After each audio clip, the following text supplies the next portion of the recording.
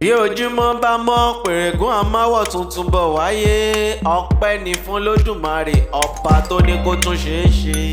Mo dúpẹ́ fún Olódùmarè ọba tó tún jẹ́ kó ṣàmọ́dún. Ó ti rọ́dún eléyìí náà, ẹ̀ṣẹ̀ yìí ṣàmọ́dún ni wàá ṣẹ̀mí.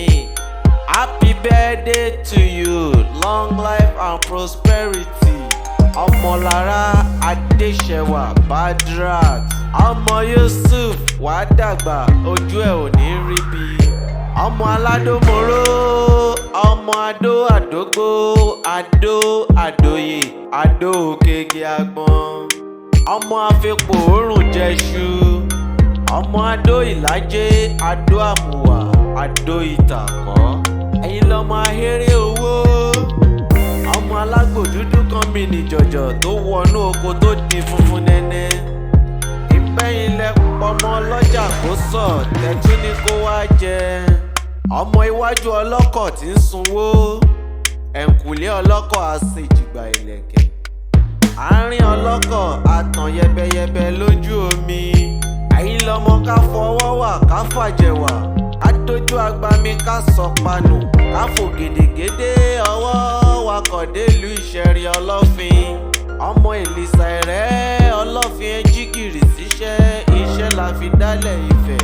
Òṣùpá kì í dédé ràn lásán, iṣẹ́ làgó ṣe.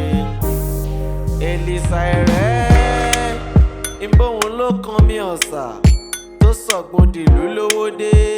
Adó la dé sí, odò la dé sí láyọ̀ o.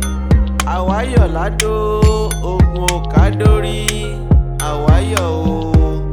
Ọmọjọ́ mo ṣorí kẹ̀kẹ́ joyè, èrò yóò ṣorí kẹ̀kẹ́ kì í ṣọmọjọ́ mu. Ọmọ alápẹ̀tì ilá, ọmọ lọ́wọ́ ajere, ọmọ kẹ̀wúlòsì òsùn fodò rọrí.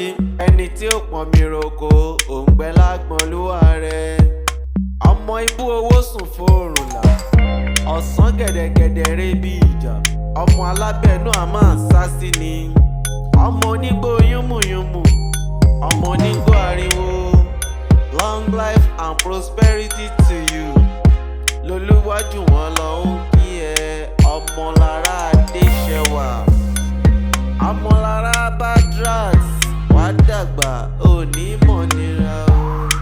God bless your day.